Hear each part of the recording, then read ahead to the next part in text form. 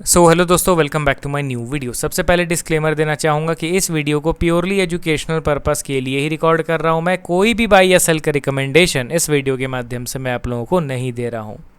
आज इस वीडियो में टोटल 3 स्टॉक्स के बारे में बात करेंगे एंड मोस्ट इंपॉर्टेंटली इन तीनों कंपनीज में लेटेस्ट म्यूचुअल फंड का डेटा हम लोगों को क्या बता रहा है वो चीज़ भी चेकआउट करेंगे।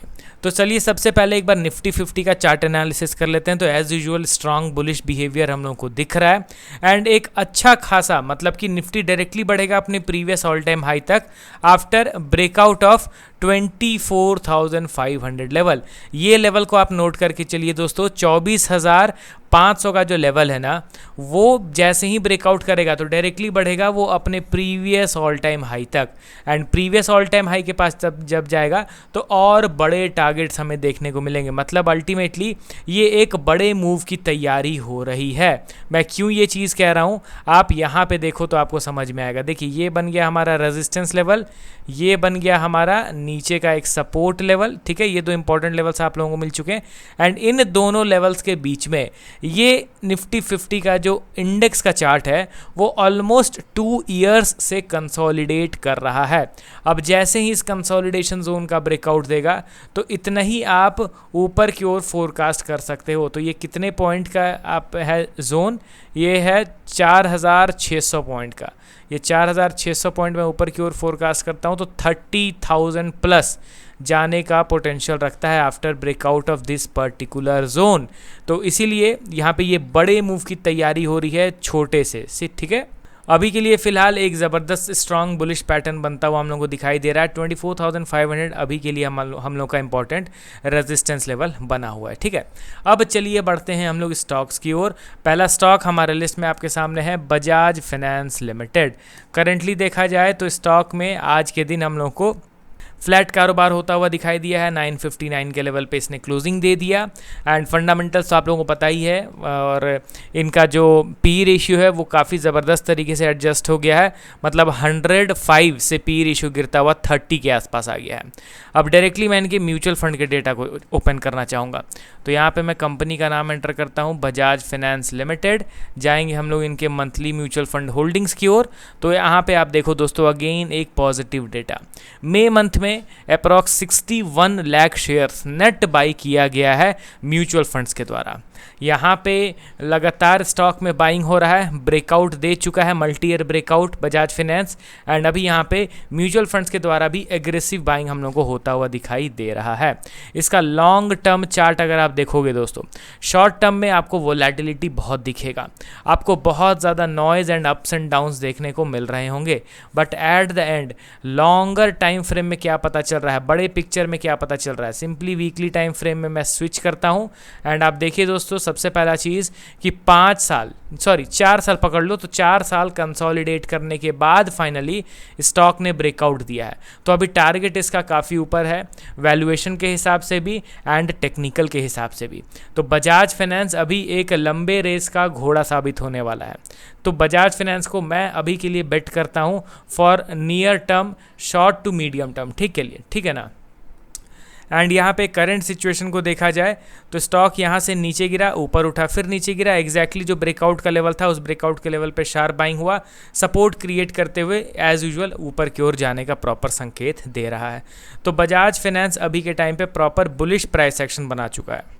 ठीक है, तो चलिए अब हम लोग बढ़ते हैं अगले स्टॉक की ओर। हमारे लिस्ट में आपके सामने है डिक्सन टेक्नोलॉजीज लिमिटेड।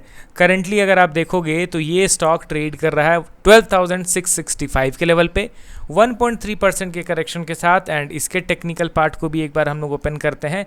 तो यहाँ पे डिक्सन टेक्नोलॉजीज़ के मंथली म्यूचुअल फंड होल्डिंग्स पे आप नज़र डालोगे तो यहाँ पे इस स्टॉक में 3,39,000 शेयर्स नेट बाई किया गया है।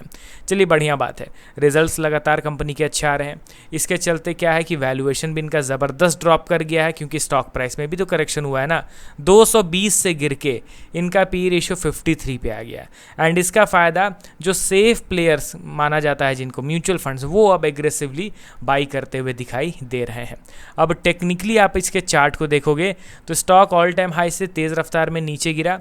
नीचे गिरने के बाद फाइनली ये जो करंट वीक चल रहा है ना, इस वीक में ये एक स्ट्रॉन्ग ब्रेकआउट का संकेत दे रहा है। यहाँ पे आप देखिए ऑल टाइम हाई से नीचे गिरा, फिर ऊपर उठा, वी शेप में रिकवरी, सस्टेन नहीं कर पाया, रेजिस्टेंस को टच करके दोबारा से करेक्शन स्टार्ट हो गया। एंड अब ये लोअर लेवल पे बेस क्रिएट करने के बाद एक स्ट्रॉन्ग ब्रेकआउट वाला कैंडल बना रहा है।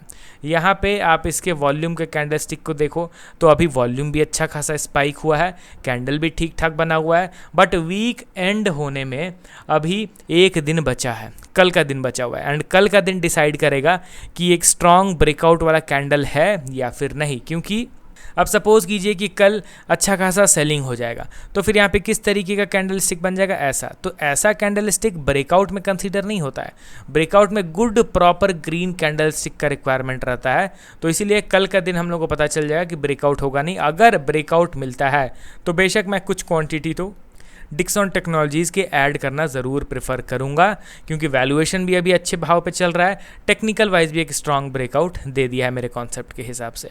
अब चलिए बढ़ते हैं हम लोग अगले और लास्ट स्टॉक की ओर। हमारे लिस्ट में आपके सामने है वरुण बेवरेजेस लिमिटेड। करेंटली देखा जाए तो आज के दिन 2.3% के करेक्शन के साथ 532 के लेवल पे ट्रेड कर रहा है।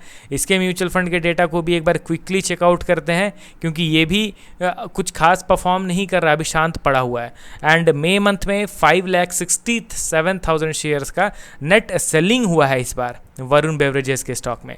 एंड टेक्निकली अगर आप इसके चार्ट को देखोगे तो आपको पता चलेगा, ये देख रहे हो ना, इसीलिए मैं कहता हूँ कि वीक क्लोज होने का ज़रूरी रहता है। ये हमारा इंपॉर्टेंट रेजिस्टेंस था, ये हमारा इंपॉर्टेंट सपोर्ट लेवल था। इस रेजिस्टेंस के पास स्टॉक ब्रेकआउट दे रहा था, बट हम लोग वीक एंड होने का इंतज़ार कर रहे थे। वीक एंड होते होते देख रहे हो ना, आज के दिन एक अच्छा खासा रेड कैंडल बन गया।